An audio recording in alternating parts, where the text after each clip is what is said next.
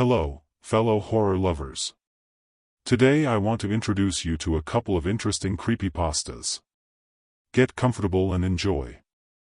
Pleasant listening. I'm a 911 operator. I work the night shift, from 11 p.m. to 7 a.m. On this job, you hear everything. A lot of pain. A lot of fear. A lot of things that are just strange. But usually, there's an explanation. Usually, everything fits into some kind of category, no matter how dark that category may be. This call didn't fit into any category I know. And it hasn't let me sleep for weeks. I need to get this off my chest. I've changed a few minor details to protect confidentiality, but the core of it, the part that keeps replaying in my head when I finally get home, is exactly as it happened. It was Tuesday night. Or rather, early Wednesday morning. Around 2:30 a.m. The witching hour, as some people call it. For us, that time is usually a lull before the storm, either the bars closing, or the moment when truly desperate calls start coming in. The air in the dispatch center was stale. It smelled like lukewarm coffee and the faint ozone hum of electronics. My CAD system glowed on the screen in front of me, mostly green. Quiet. Calm. I was lazily tracing a damp ring left by my water bottle on the desk, trying not to fall asleep, when the next call routed to me. Standard ring. I clicked to answer. 911, what's the address of your emergency? Routine opening. My voice was calm, practiced. There was silence on the other end for a moment. Just ragged, shallow breathing. Then a woman's voice, tight, trembling. I don't know if this is an emergency. I think I'm losing my mind. Not an uncommon opening, especially at that hour. Loneliness. Paranoia. Sometimes undiagnosed mental illness. Okay, ma'am, I said gently. Can you tell me what's happening? And I still need your address so I know where you are. Yes, of course. It's 1427 Hawthorne Lane. Her voice was weak. My name is, well, that doesn't matter right now, does it? I entered the address. It came up immediately. Residential home. All right. 1427 Hawthorne Lane. I've got it. Tell me what's going on. Ma'am, there's someone in my closet. Something in my mind clicked. Possible home intrusion. Or paranoia. Someone in your closet? Are you sure? Have you seen them? No. No, I haven't seen anything. I heard them. She took a shaky breath. It started about an hour ago. Knocking. From inside my bedroom closet. Knocking? I repeated, keeping my tone neutral. Could it be pipes? Or animals in the walls? The usual rational explanations. No. No, it's not that. It's deliberate. Like someone knocking to get out. I thought I heard her swallow. I thought I was dreaming at first. Old house noises. But it didn't stop. Knock, knock, knock, knock. She tapped it out, and even through the phone line, the rhythm made my skin crawl. Are you alone in the house, ma'am? Yes. Completely alone. My husband, he passed away last year. Her voice wavered. Grief can do strange things to the mind. I'm very sorry for your loss, I said sincerely. This knocking, did you try to check what it was? I was too scared at first. I stayed in bed, pulled the covers over my head. But it kept going. So eventually I got up, turned on the light, and went to the closet. Her breathing quickened. I could hear fabric rustling, like she was wringing her hands. And what happened when you approached the closet? The knocking stopped. And then I heard a voice. Her voice dropped to a whisper. A little boy's voice. He said, "Please help me. Please help. I'm trapped." A cold, unmistakable chill ran down my spine. A child's voice? I asked. Yes. He sounded terrified. He said his dad locked him in there and he couldn't get out. This was no longer just strange noises. "Ma'am, did you open the closet door?" "Yes." As soon as he said that, I flung it open. I don't know what I expected, but there was nothing there. Her voice cracked with fear and confusion. Just my clothes. Shoes on the floor. Nothing else. And the voice, it vanished. Total silence. No sign at all? I asked. No place someone could hide? No. It's not a deep closet. You'd see. I even pushed the clothes aside. It was empty. She paused. I thought I imagined it. Stress. Loneliness. And then what happened? I stood there for a minute, trying to calm down. Then I closed the closet door. She inhaled sharply. And the second it clicked shut, the knocking started again. Louder. And the boy said, "Please don't leave me here. He'll get mad if he knows I talked." She started crying. I don't know what to do. I'm so scared. It feels real. Too real. My skepticism was fading, replaced by unease. "Okay, ma'am. Stay on the line with me. Where are you now?" I ran out. "I'm in the living room. I locked the bedroom door, but I can still hear it. Faintly." "The closet is in the master bedroom?" "Yes." "Big closet." "Oh God, he's talking again." Her voice dropped. "He says his dad locked him in there because he was a bad boy. He says his dad gets angry, and sometimes he hurts him." That was enough. If there was even the smallest chance a child was involved, we had to act. My fingers flew across the keyboard, dispatching officers for a welfare check. High priority. "Ma'am, I'm sending officers to your address right now. Stay on the phone with me. They're on their way." "Oh, thank God," she whispered. "Thank you." But the fear didn't leave her voice. "He's crying now. He says his dad told him if he made noise, it would be worse. He says he's scared of the dark." I relayed the information over the radio. Caller reports hearing a child's voice coming from a closet. Child claims father locked him inside and is abusive. Child is crying and frightened. Units confirmed. Officers en route. Estimated time of arrival, 6 minutes. 6 minutes can feel like an eternity on a call like this. I tried to keep her talking, to stop her from completely losing control. "Ma'am, what's your name?" My name is Eleanor. Eleanor Vance." "All right, Eleanor. Officers are already on their way. You're in a safe place right now. I'm in the living room, like I said. The door is locked, but it sounds like it's getting clearer. Even from here. Or maybe I'm just listening harder." She paused. "He says. Daddy says you're not supposed to talk to strangers. But you're not a stranger if you're helping, right?" My blood went cold. That innocence, paired with an implied threat, it was deeply unsettling. "Are you talking to him?" I asked carefully. "No. I'm just hearing him so clearly. I don't know how he can hear me from upstairs. It's like he knows I'm talking to you. Maybe I shouldn't have come downstairs. Maybe I should go back." "No," I said firmly. "Eleanor, stay where you are. You're doing the right thing. We're helping.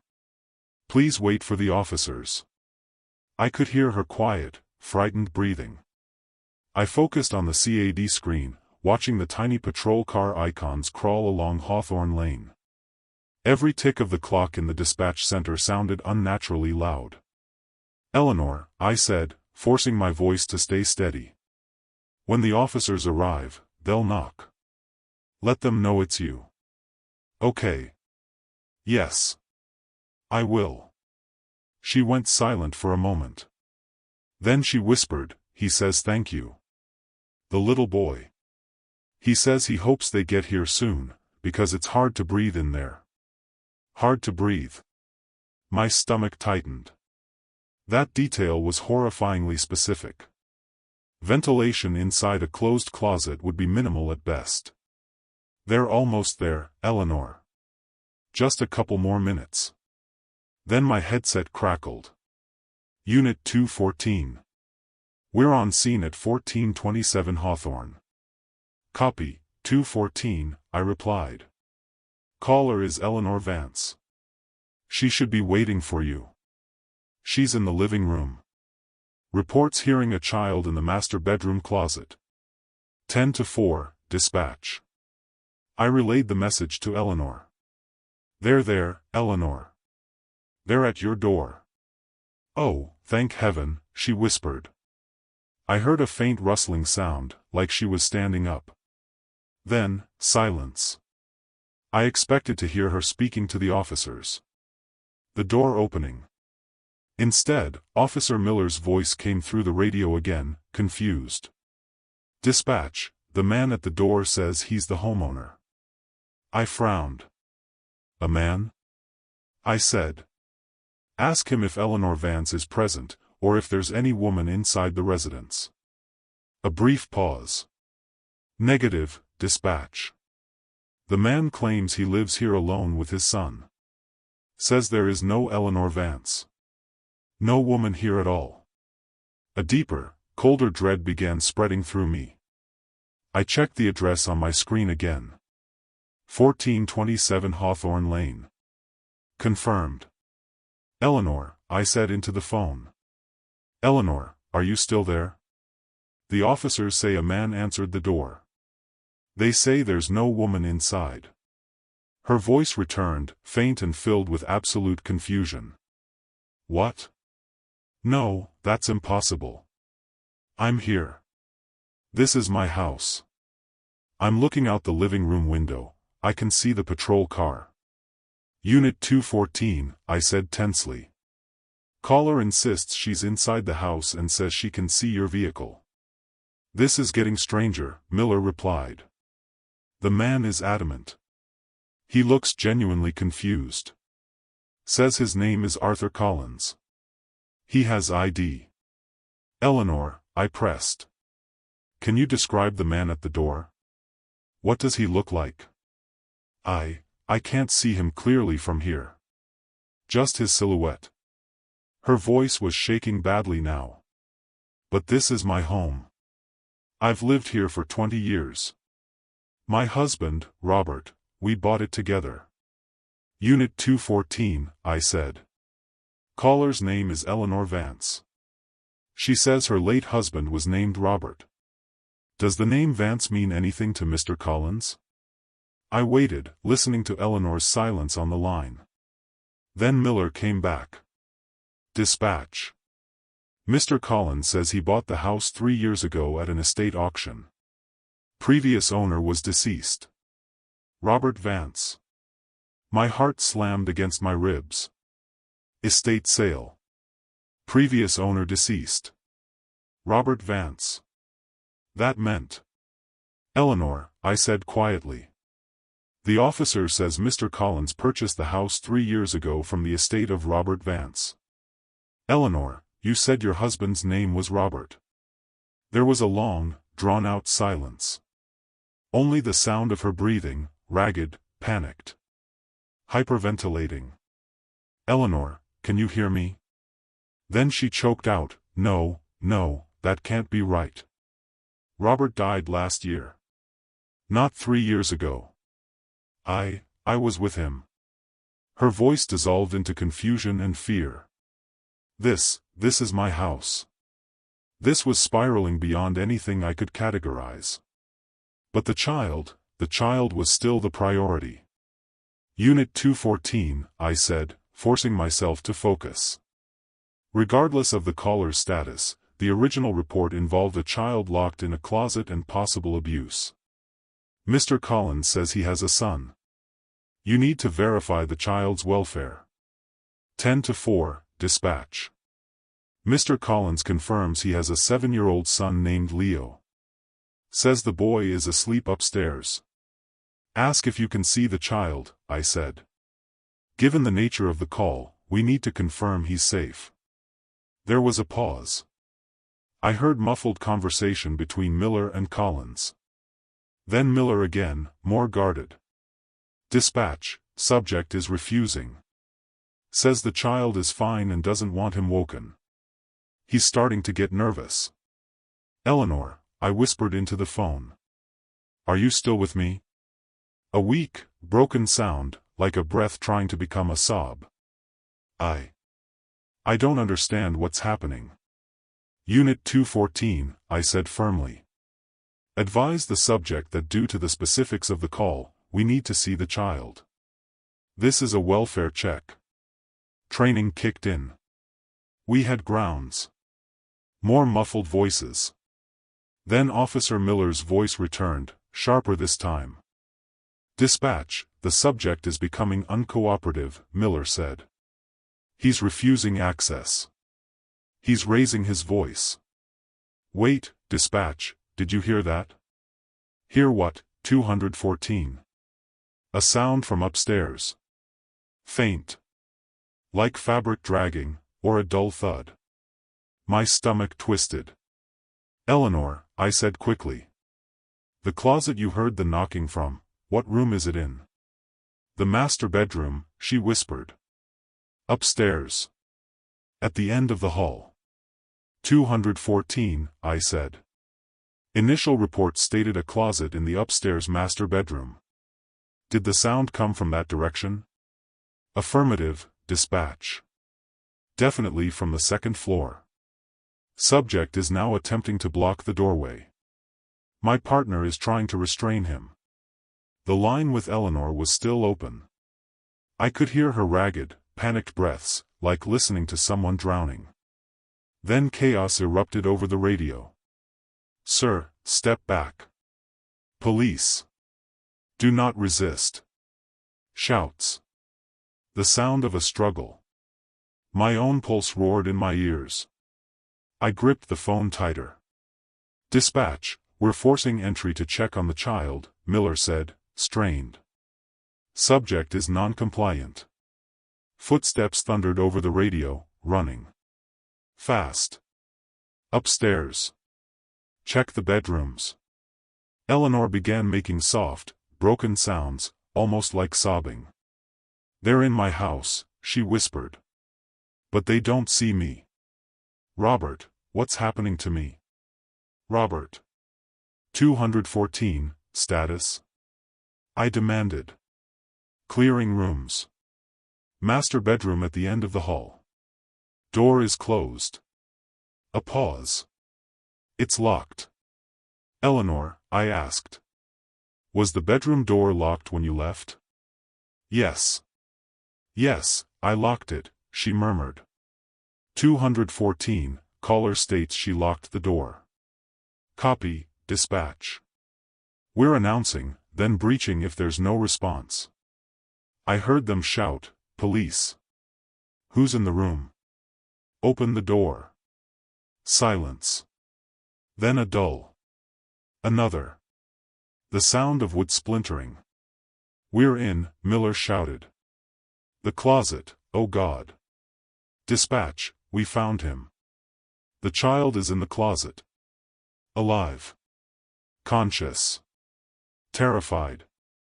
Male child matches the description. A wave of dizzying relief crashed over me so hard I nearly doubled over. He was real. The boy was real. They had reached him. Arthur Collins was in very, very serious trouble. But then the other half of the story hit me. Eleanor, I said, my voice hoarse.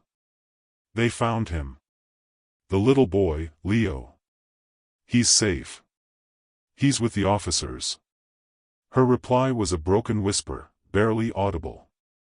Leo, his name is Leo. He was real. Yes, Eleanor. He was real. But the officers, they still don't see you. Mr. Collins insists you aren't there. Eleanor, where are you in the house right now? A long, trembling breath. I was in the living room by the window. But when they came in, they walked right past me. Right through where I was standing. Her voice filled with a new, unspeakable horror.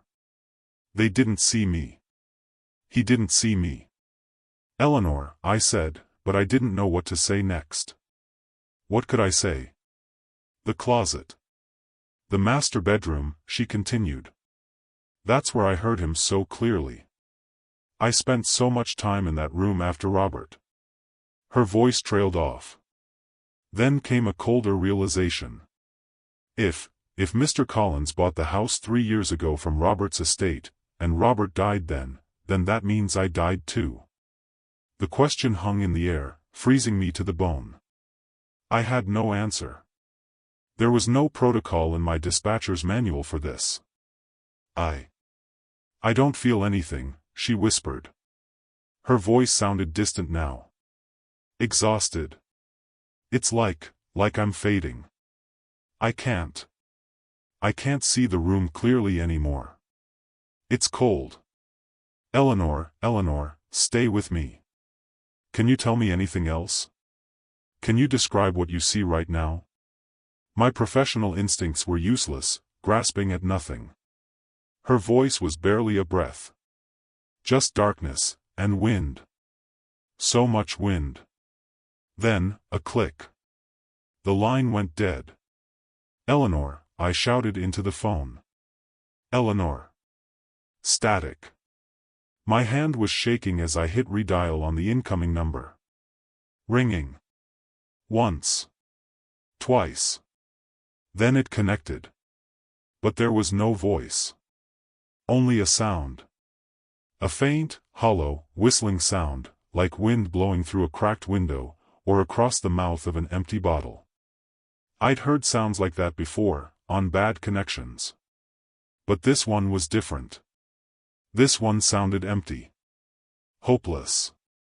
I listened for a full minute. My heart was pounding. Cold sweat beaded on my forehead. The sound didn't change. Just that quiet, sighing wind. I hung up. The officers were dealing with Collins. Paramedics had been called for Leo. The immediate crisis had passed. The boy was safe. That was what mattered. That's what I kept telling myself. But Eleanor. I ran the number through our system again. It was a landline registered to 1427 Hawthorne Lane. It had been active for over 20 years, registered to Robert and Eleanor Vance. It was likely disconnected after the estate sale, but somehow, she had called from it, or through it. The report I filed was complicated. I focused on what was tangible. The call. A child in danger. A successful rescue. I left out the parts about Eleanor's apparent non-existence. About her horrifying realization. Who would have believed that? They would have sent me for a psychiatric evaluation. Maybe they should have. But I know what I heard. I know how real her fear was. And I know that whoever, or whatever, she was, she saved that little boy's life. She reached across whatever barrier separates us from what she had become. And made us listen. I still work the night shift. The calls keep coming. But now, sometimes, when there's a strange silence on the line. Or a whisper I can't quite make out. I feel a different kind of cold. And I think of Eleanor Vance. And of the hollow wind on the other end of the phone. Second story. Bree, don't delete this. I know you hate me, but we used to be best friends, and I need you to read this. I think I'm in serious trouble. There's nothing you can do to help me, but I want you to read this and understand. I know we haven't spoken since the qualifiers. It feels like an eternity has passed. What happened to you wasn't my fault. At least, not entirely. I know everyone thinks otherwise, but I would never hurt you. Never. What I'm about to tell you will sound like madness, but I have to say it so that at least someone knows the truth. It all started when we were in 8th grade.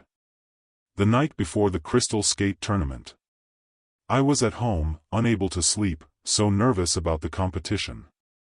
I sat down at the computer, just aimlessly browsing the internet, unable to focus on anything. Just sitting there, staring blankly at the screen. And then I Googled my own name. I never should have done that, Bree. At first, it was all the usual stuff you find when you search yourself. And then I saw a link to a Wikipedia page about me. I thought our club had made it. Or my dad. There wasn't much information, basic facts about figure skating, the city I lived in. But one line caught my attention. It said I had won that year's crystal skate. I laughed. I was sure someone had done it to encourage me. I even asked my dad, but he said he hadn't touched it.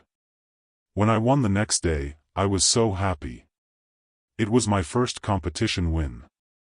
It felt unreal. You remember how hard I trained after that? That's when my parents hired Sergey as my coach. Do you have any idea how much that cost? After that, I started checking my page before every competition, and it always said exactly what place I would take. It said I would win regionals at 15. And I did. After that, Sergey convinced my mom and dad that I had a real chance at the Olympics. That's when they pulled me out of school. I skated every day, but I wasn't improving the way Sergey said I needed to for championships. I tried so hard, I skated well, but Sergey kept saying it wasn't enough. When the qualifiers came, all I could think about was winning. Everyone said you were the favorite, Bree, and I felt like I'd already lost. So I did something I shouldn't have. I created a Wikipedia account and tried to edit my page, to write that I would be the winner. But when I refreshed the page, there was only one sentence. Honora Petrova, greedy little bitch who will get what she deserves. I completely broke down. That's why I looked so terrible the next day. I was in a fog. I remember watching your performance. And seeing the blade of your skate snap. The next thing I remember, I was lying on the ice, my face covered in blood from a shard that had flown off and cut my forehead. And then they told me it was my fault. Because your skates had been with me shortly before. Bree, I swear, I never touched your skates. I wanted to win, but I would never hurt you. When they announced that I was banned from all future competitions, everyone said I got what I deserved. No one even asked what had really happened. I think you heard that Sergey dropped me after that too. He said I ruined him. No one spoke to me. You know what it's like when everyone turns their back on you. I couldn't even get ice time. And then the page got worse. Every time I checked it, more horrible things appeared about me. I can't even repeat half of them, they were that vile. I cried every time I read it. But I couldn't stop checking. I knew I had to do something, so I filed a complaint with Wikipedia. I even tried calling them, but they said they had no record of the page. That Friday, I was home alone and decided to check if it had been deleted. It was still there. This time it said, Honora Petrova, pathetic little orphan. I panicked. I called my parents over and over to warn them. But every time, all I heard on the other end was horrific laughter. I must have dialed their number 100 times before I couldn't take the laughter anymore. After the accident, the police returned my parents' phones to me. There wasn't a single call from me on them that night. I was shattered. Before that, I had been so busy training and being homeschooled that I hadn't even realized how alone I was. I know you tried to reach out to me, but I was so depressed and angry that I shut everyone out. When I turned 18 and received the settlement money, I moved to Switzerland. I started over. My skating really took off. It hasn't even been a year, and it already feels like a lifetime ago. That's why I shouldn't have done this. Bree, I'm writing to you now from an old hotel outside Prague. Tomorrow I have an audition for an ice circus. I know we used to laugh at things like that, but I really want this.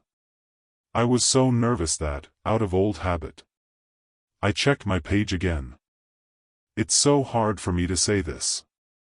When I opened the page to see whether I'd get the job tomorrow, there was only one sentence. Honora Petrova died alone, without friends. And the date of death listed was today. I'm crying so hard I can barely type, but I needed you to know the truth. Please believe me, Bree. I attached a screenshot of the page. Everything is exactly the way I told you. I don't know what to do. I don't know anyone here. And no one speaks English. I keep refreshing the page. God, so much time has passed. I refresh and refresh, but nothing changes. I'm waiting for midnight. I don't know what else to do, so I locked myself in my room. There are only a few minutes left until midnight. All I can do is refresh the page. I'm exhausted, but I can't stop. I'm afraid to step away from the computer until I know what happens next. Honora Annie Petrova. Born May 5, 1991. Died October 24, 2010. Winner of the American Regional Figure Skating Championship, who died an orphan without friends because she was a greedy little pig. Petrova was born in Portland, Oregon, to Mikhail Petrovich Petrova and Nancy Snyder Petrova. She began skating at the age of 6 at a local rink. She did not begin formal lessons until the age of 10 and won her first skating medal at 13. The Petrova family, all deceased, suffered terribly from Honora's spoiled personality. They despised her very existence, which was the result of an unplanned pregnancy after too much champagne and dancing at a friend's wedding. Honora was disliked by everyone who knew her, including her celebrated coach Sergei Polukiv. You should learn from Honora's example. She went too far and got what she deserved. But enough about that little pig. Let's talk about you. Sitting alone, reading this nonsense.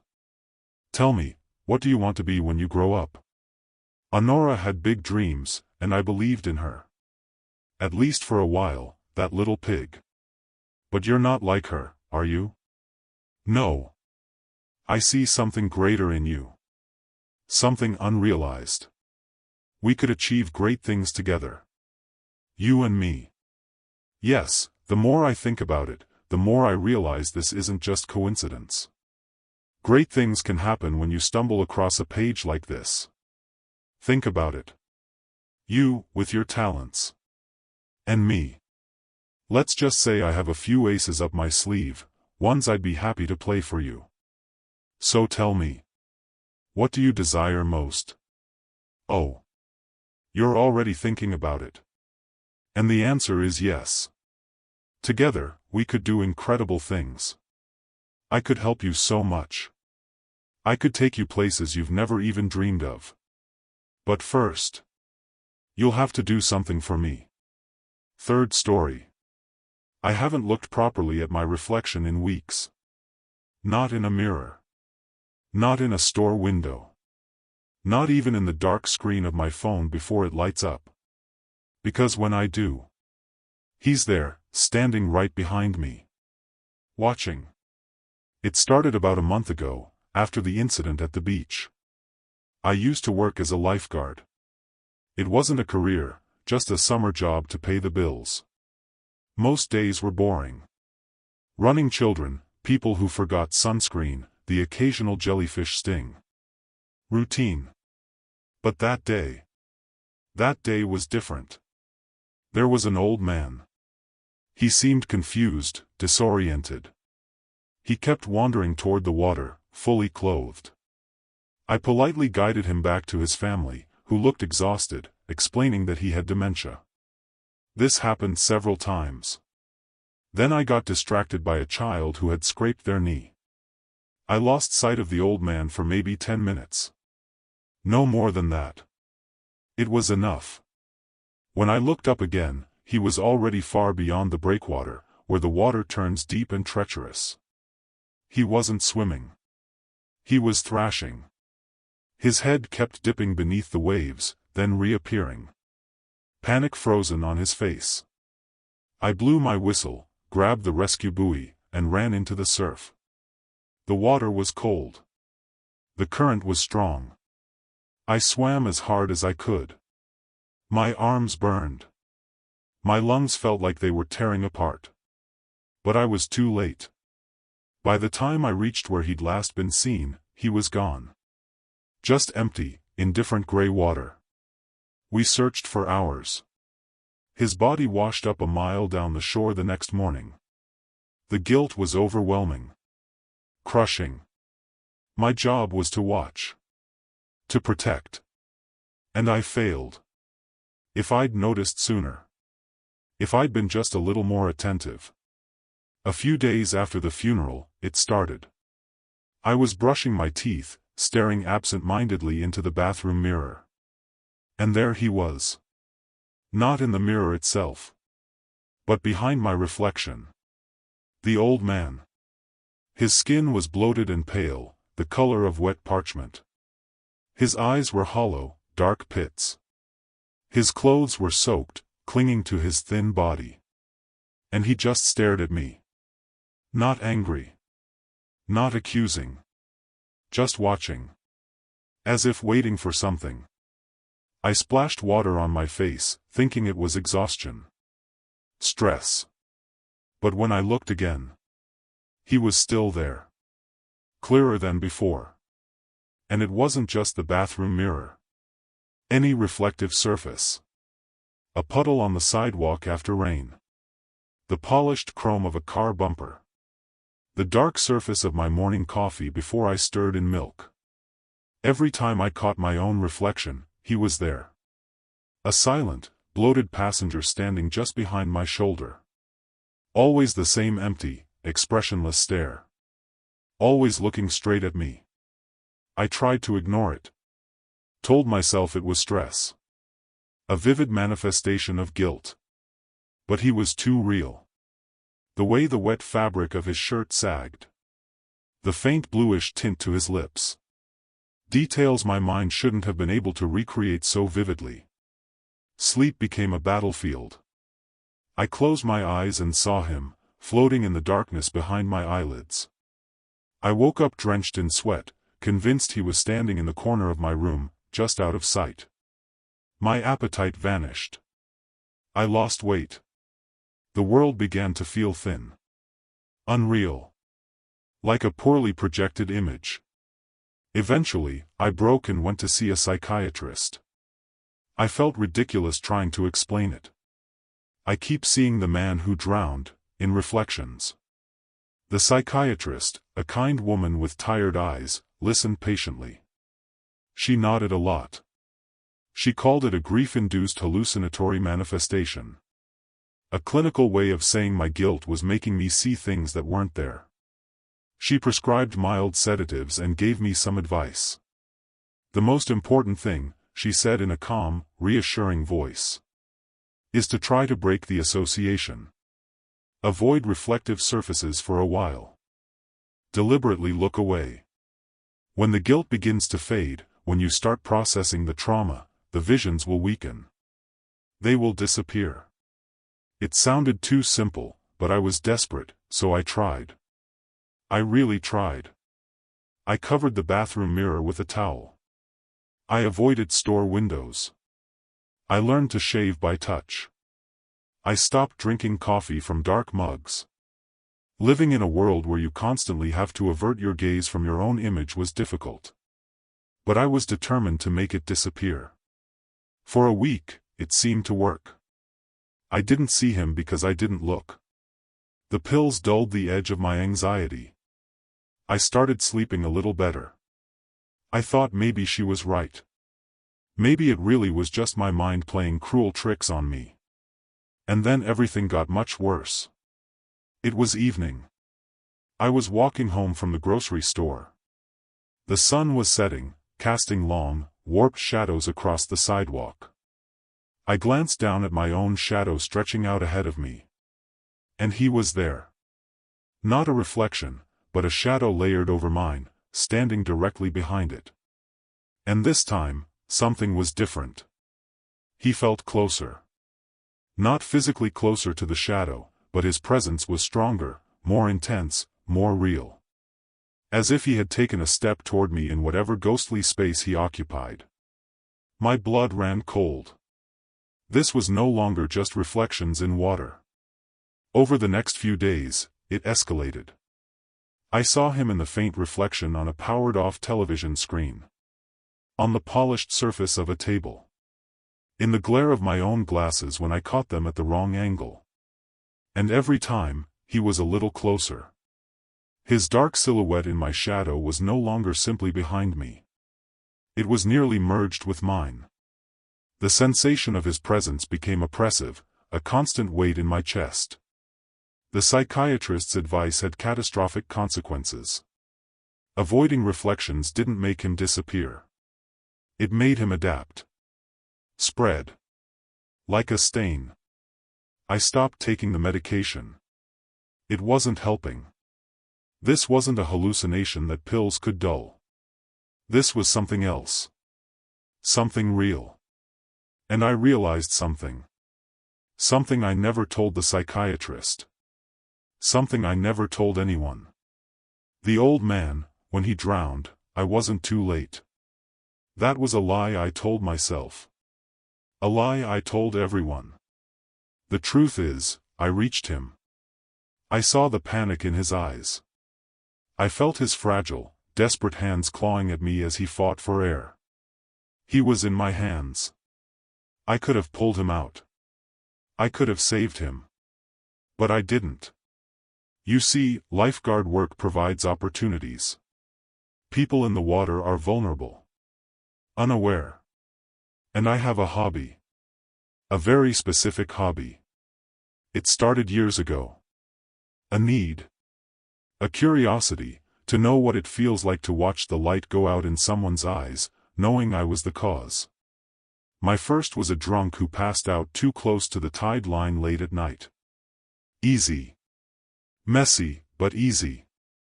After that, the guilt was different. Not like this. It was sharp, almost exhilarating.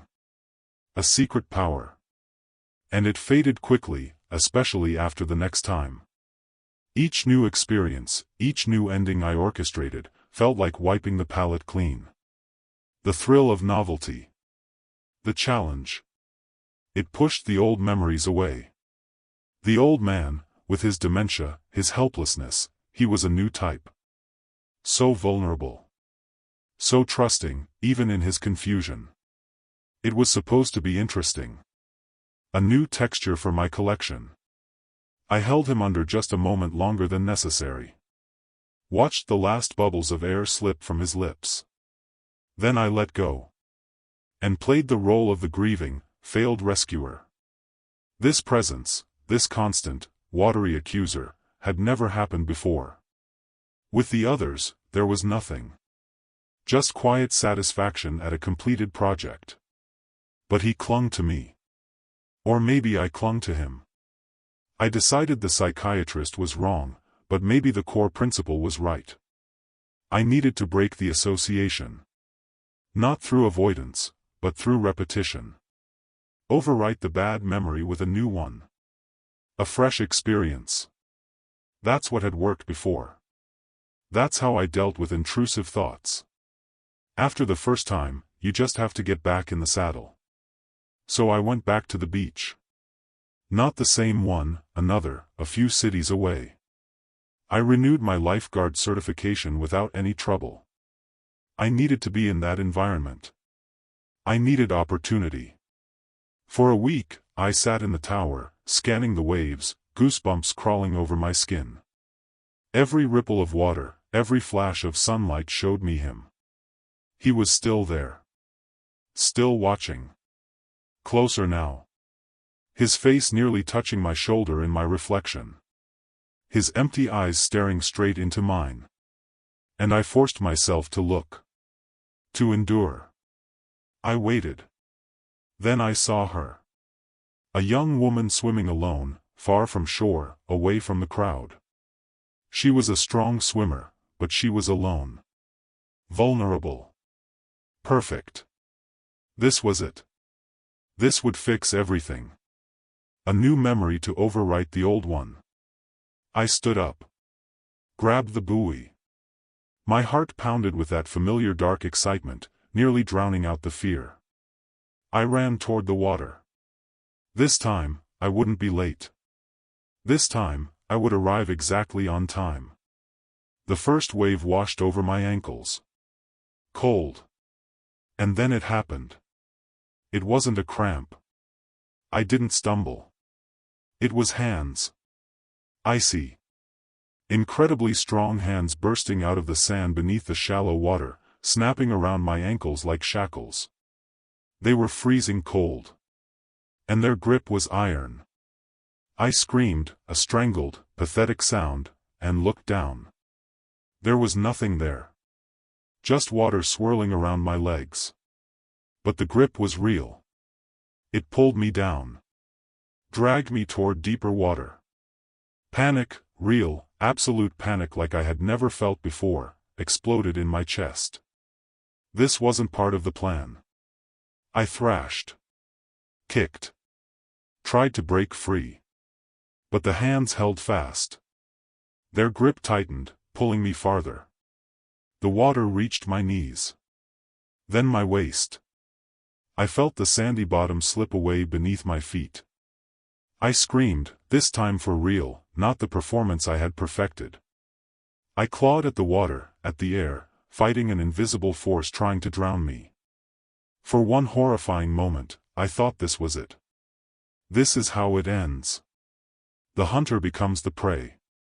With one last desperate surge of adrenaline, I hurled myself backward, toward shore, toward solid ground.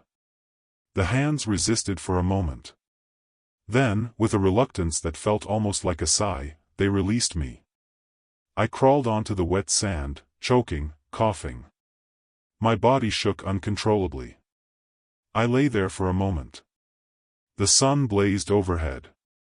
The sounds of happy, oblivious beachgoers felt a million miles away. Then, slowly, I stood and looked at the water. He was there. Standing in the shallows. Clear as day. Not a reflection. Not a shadow. Him. The old man. Bloated. Soaked. His clothes clung to his body. His empty eyes were fixed on me. But this time, there was something new, something that drove an icy shard straight into my soul. He was smiling. A wide, slow, knowing smile. A smile that said, I see you. I know who you are. And you're not getting away. This wasn't guilt. This wasn't a hallucination. It was him. He was real. And he wasn't just watching anymore. He was intervening. Protecting others from me. I didn't wait. I didn't think. I ran. I ran from the beach. From the water. From that smiling dead man. I ran until I reached my car. And drove until I reached my apartment. I'm here now. The towel is off the mirror. I can't avoid it anymore. He's standing behind me. Closer than ever. His smile is gone, replaced by that same patient, empty-eyed stare. But now I understand. It isn't an accusation. It's a promise. What do I do? How do I get rid of him? I can't go back to the beach. I can't go near the ocean. But what if that isn't enough? What if, like before, he adapts? What if he starts appearing not just in reflections, but in the room with me? What if those hands aren't limited to water? I thought I was the predator. I thought I was in control. I was wrong. I'm being hunted. I'm marked. That's all for today. So, guys, what did you think of this collection of stories? Personally, I really liked it. I'll be honest, got a few chills down my spine. Share your thoughts in the comments. Thanks so much for watching. Don't forget to like and subscribe. See you in the next video. Bye, everyone.